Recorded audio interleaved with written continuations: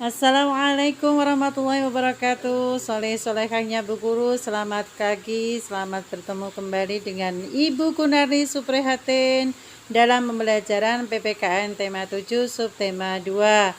Saya yakin soleh-solehah tetap semangat, tetap sehat, tetap ceria ya. Kita akan mulai pembelajaran kali ini. Namun sebelumnya mari kita awali dengan membaca basmalah bersama-sama. Bismillahirrahmanirrahim. Simak sampai habis ya. Baik soleh-solehah, untuk materi PPKN kali ini kita akan membahas nilai-nilai persatuan dalam keragaman, unsur-unsur budaya Indonesia, dan menghadapi masalah dalam keberagaman. Soleh-solehah, negara kita Indonesia adalah negara yang kaya dengan keragaman. Seperti yang kamu ketahui ya, negara kita itu punya suku bangsa yang banyak, budaya dengan adat istiadat yang beraneka ragam, bahasa dan agama. Keragaman yang ada di Indonesia itu memberikan banyak manfaat bagi bangsa Indonesia, di antaranya sebagai identitas bangsa di dunia internasional, menumbuhkan sikap nasionalisme bagi warga negara Indonesia, alat pemersatu bangsa Indonesia.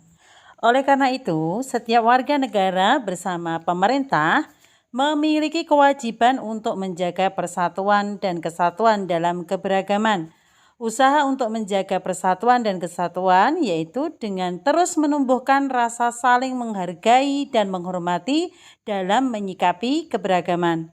Persatuan dan kesatuan merupakan hal yang sangat penting untuk mempertahankan kedaulatan dan mewujudkan kemakmuran. Oleh sebab itu, perlu adanya penerapan nilai-nilai Bhinneka Tunggal Ika dalam kehidupan sehari-hari. Sekarang silakan perhatikan pada gambar yang ada pada layar ya. Ini adalah gambar pemuka-pemuka agama yang ada di Indonesia, di mana Indonesia itu mempunyai 6 agama yang diakui, yaitu Islam, kemudian Kristen, Katolik, Hindu, Buddha, dan Konghucu. Anak-anak soleh-solehah ya, kita harus menyadari bahwa perbedaan adalah anugerah dari Allah SWT. Itu yang perlu disyukuri. Dengan cara apa? Dengan cara menghormati dan menghargai teman yang berbeda agama. Dengan begitu, perbedaan tersebut justru akan membuat kehidupan menjadi aman dan damai. Satu lagi soleh-solehah, salah satu wujud kerukunan dan persatuan dalam masyarakat adalah tradisi gotong royong. Gotong royong mencerminkan kebersamaan yang tumbuh dalam lingkungan masyarakat. Kebersamaan yang terjalin dalam gotong royong melahirkan persatuan antar anggota masyarakat. Di era modern, kehidupan masyarakat cenderung individualisme. Gotong royong dapat membuat manusia kembali sadar jika dirinya adalah makhluk sosial yang selalu memerlukan bantuan orang lain. Baik, soleh-solehah, kita lanjutkan. Sekarang kita akan membahas unsur-unsur budaya Indonesia. Kebudayaan dalam suatu masyarakat terdiri atas 7 unsur yang saling berkaitan. Apa saja 7 unsur tersebut? Yaitu yang pertama adalah sistem religi atau kepercayaan. Sistem religi atau kepercayaan adalah suatu sistem di mana manusia percaya terhadap penciptanya.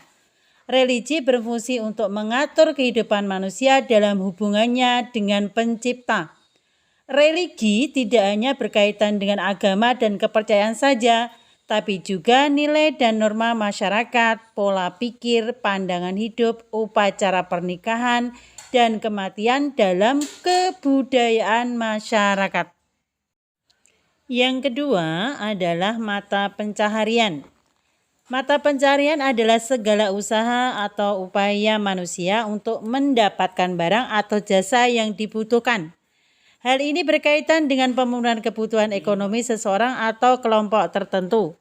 Aktivitas yang dikategorikan sebagai bentuk mata pencaharian antara lain mengumpulkan makanan, bercocok tanam, berkebun, perikanan, berburu, berdagang, dan sebagainya. Unsur yang ketiga adalah teknologi dan peralatan. Sistem teknologi dan peralatan itu termasuk unsur kebudayaan. Teknologi merupakan suatu cara seorang atau kelompok dalam mengelola dan mengumpulkan bahan-bahan mentah hingga menjadi bahan pakai dalam hubungannya dengan alat kerja, pakaian, perumahan, transportasi, dan kebutuhan hidup lainnya.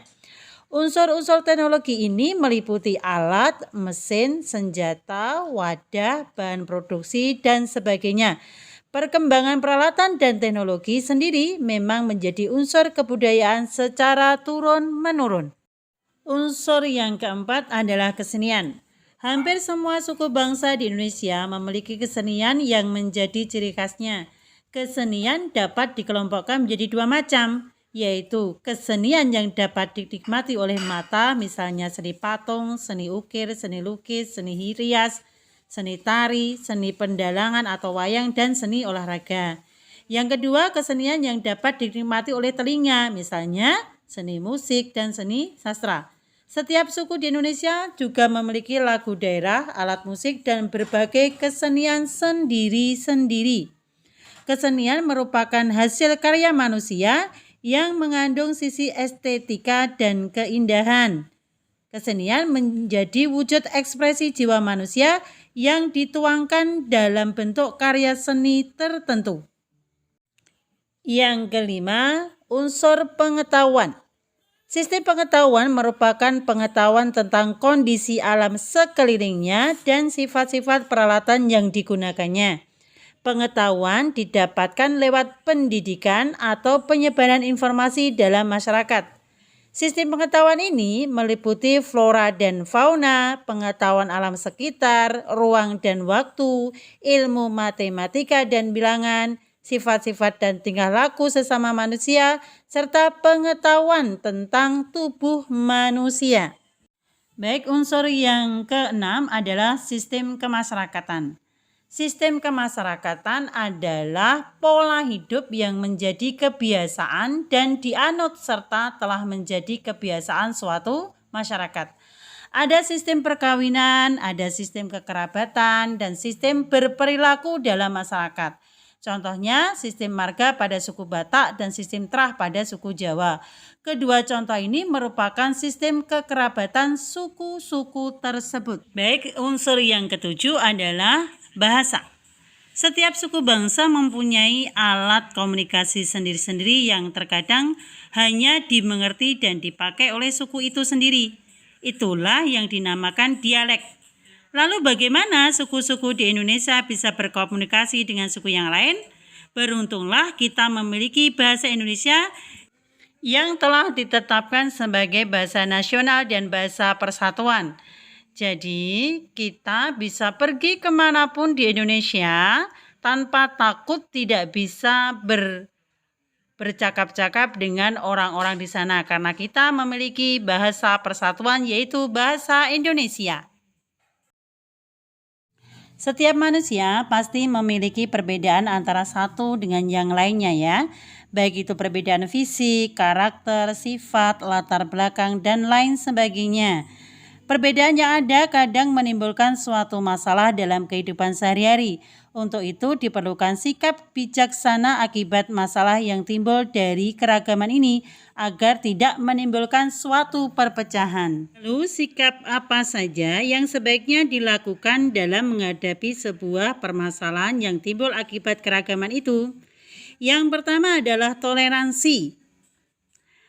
Sikap ini sangat dibutuhkan saat kita menghadapi masalah karena keberagaman. Dengan toleransi, kita akan memahami bahwa tidak ada manusia yang sempurna. Kita juga akan memahami bahwa tidak semua yang kita inginkan dapat berjalan sesuai kehendak kita.